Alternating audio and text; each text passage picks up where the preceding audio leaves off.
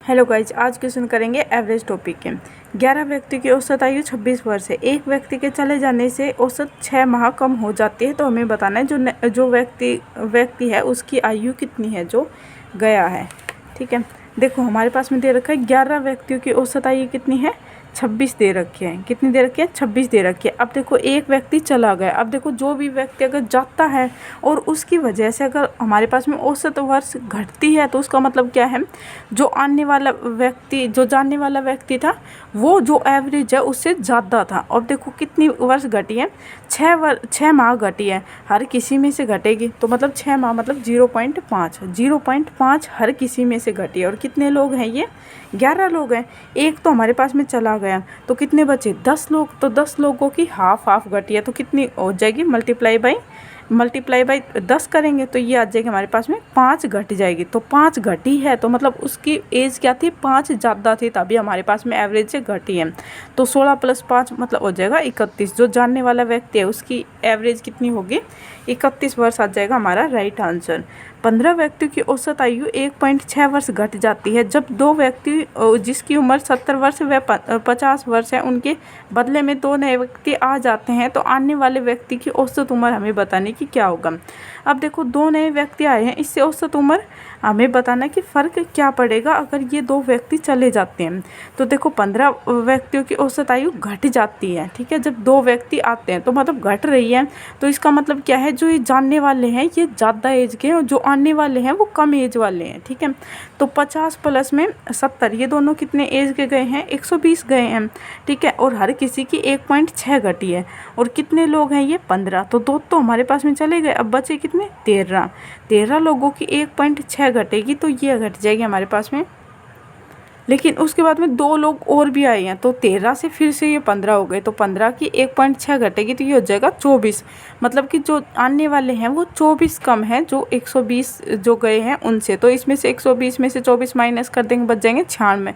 अब 2 लोगों की 96 है, हर किसी की एज पूछी है, तो एज हो जाएगी हमारे पास में 96/2 48 वर्ष हो जाएगा हमारा राइट आंसर।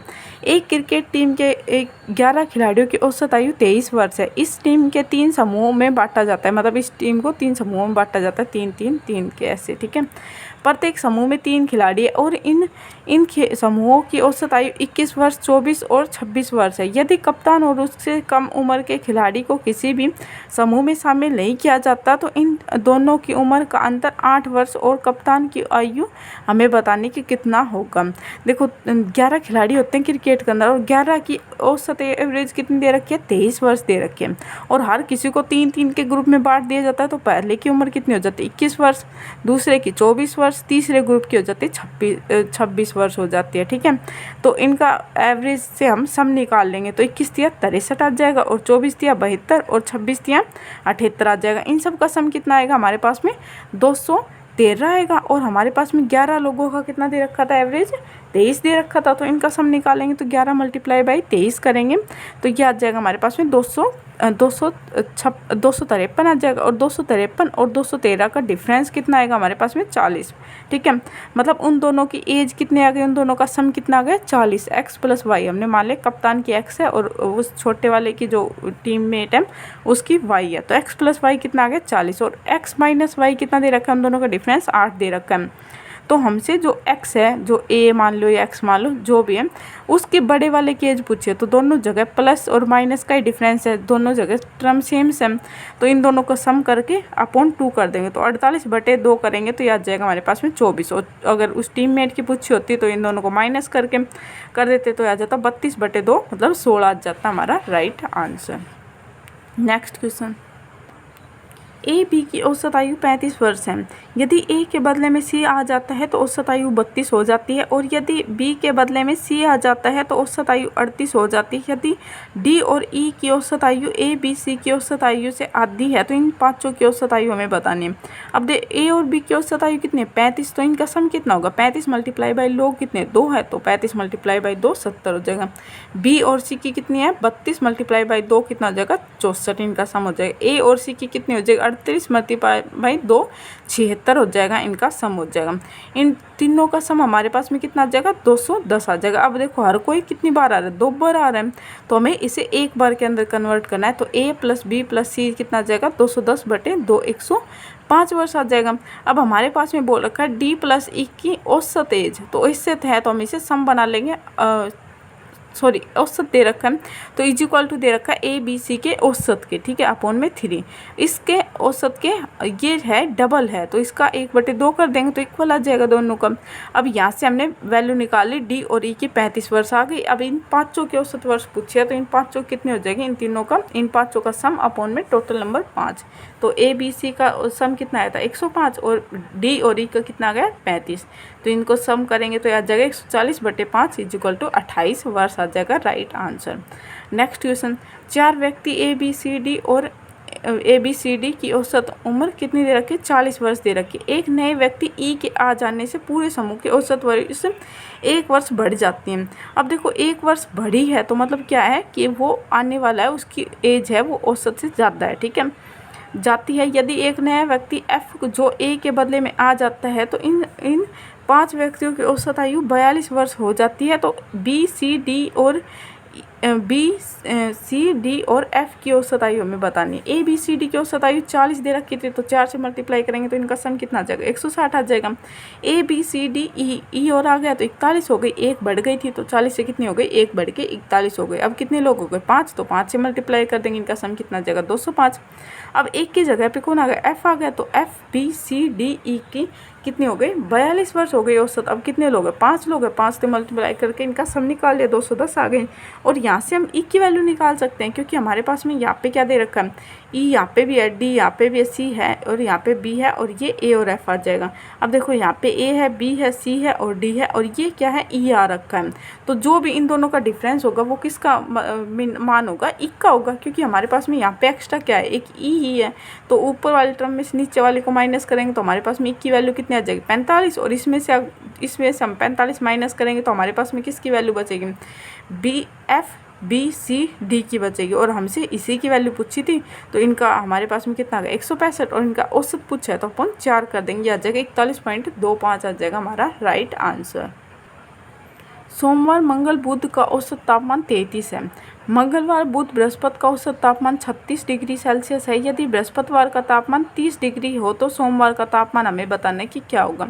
अब देखो तीनों का तापमान दे रखा है, औसत दे रखा है, तो इसको सम कर लेंगे मल्टीप्लाई बाई 3 से निकाल के, ठीक है। मंगल बुध बृहस्पति 3 का दे रखा है तो 3 का सम 36 दे रखा है, तो 36 का सम निकाल लेंगे, ये आ जाएगा 108। तो यहाँ पे हमारे पास में ये सारे कट जाएंगे, ट्यूसडे वेडनेसडे कट जाएंगे, यहाँ पे मंडे माइनस थर्सडे का डिफरेंस कितना आएगा, हमारे पास में 9 आ जाएगा। और मंडे का तापमान, यदि बृहस्पतिवार का तापमान कितना दे रखा है 30, तो इसकी जगह 30 वैल्यू रख देंगे तो ये आ जाएगा हमारे पास में मंडे का निकालना है, तो ये माइनस का उधर जाके प्लस हो जाएगा, तो मंडे का तापमान कितना आ जाएगा 21 आ जाएगा हमारा right answer. Next question, Monday Tuesday Wednesday का औसत तापमान 35 डिग्री है और ट्यूसडे वेडनेसडे थर्सडे का औसत तापमान 32 डिग्री है। यदि थर्सडे का तापमान मंडे के तापमान से का 4/5 है तो बताओ मंडे का तापमान क्या होगा। अब देखो जो अनुपात में दे रखा हम इसे अनुपात के अंदर ही सोल्व कर लेंगे। जैसे मंडे ट्यूसडे वेडनेसडे का 35 दे रखा था तो इन्हें सम के अंदर कन्वर्ट कर लेंगे, 3 से मल्टीप्लाई करके 105 हो जाएगा। ट्यूसडे वेडनेसडे थर्सडे का 32 दे रखा था, 3 से मल्टीप्लाई करके इसे 96 बना ले, सम निकाल लें। और मंडे और थर्सडे का हमारे अकॉर्डिंग कितने का डिफरेंस आएगा, 9 का, और क्वेश्चन का अकॉर्डिंग कितने का डिफरेंस दे रखा है, 1 का डिफरेंस दे रखा है। डिफरेंस अपॉन डिफरेंस 9/1 आ जाएगा। और हमसे पूछा किसका, मंडे का, तो मल्टीप्लाई बाय 5 कर देंगे। अगर थर्सडे का पूछा होता तो मल्टीप्लाई बाय 4 कर देते। तो यहाँ पे मंडे का पूछा है 9×5 45 आ गया, थर्सडे का पूछा होता 9×4 36 आ जाता। m संख्याओं का औसत n² है और n संख्याओं का औसत m² है, तो m + n संख्याओं का औसत बताना है। अब n संख्या n² इनका औसत है, इसका सम क्या आएगा, इसका मल्टीप्लाई कर देंगे m से, n² मल्टीप्लाई बाई m आ जाएगा।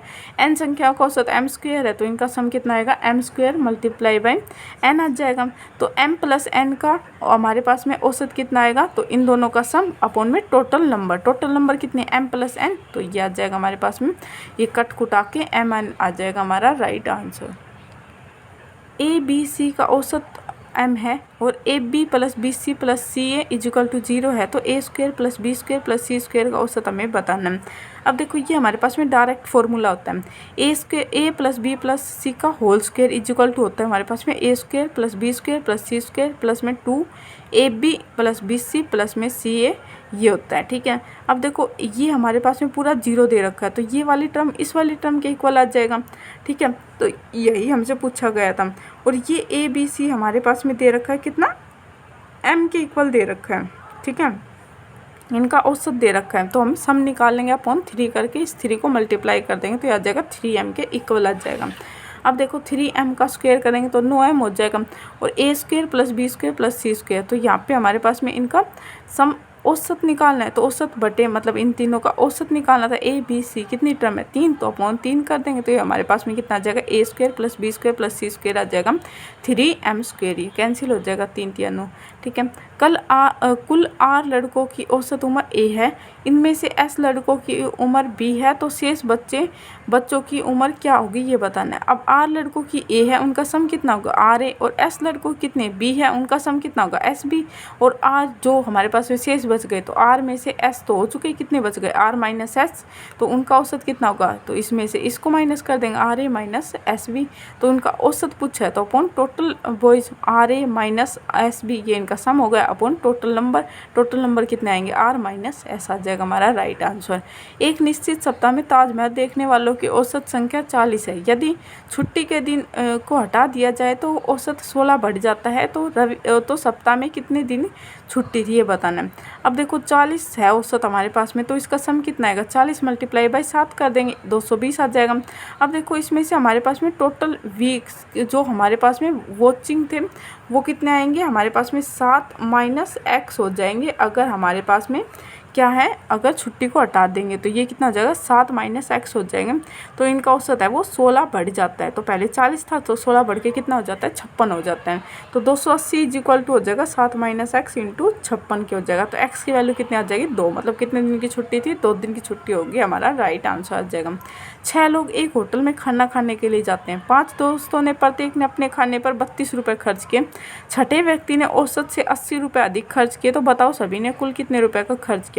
अब देखो 6 लोग थे, हर किसी ने 32 का किया तो हर कोई 32 का तो करेगा, लेकिन जो छठा दोस्त है उसने 80 रुपये के अधिक कर दिया, तो अब इस 80 रुपये को हम इन 5 के अंदर डिवाइड कर देते 80/5, तो ये 16 रुपये, मतलब कि हर किसी ने 16 रुपये एक्स्ट्रा खर्च किया है, कैसे 32 से, तो 32 प्लस 16 इज इक्वल टू 48 रुपये उन्होंने हर किसी ने इन्वेस्ट लगाए हैं। तो 48 एक ने लगाए हैं तो कितने लोग थे 6 लोग थे, तो 48 multiply by 6 is equal to आ जाएगा 288 रुपये उन्होंने टोटल खर्च किया, ये हो जाएगा हमारा राइट आंसर।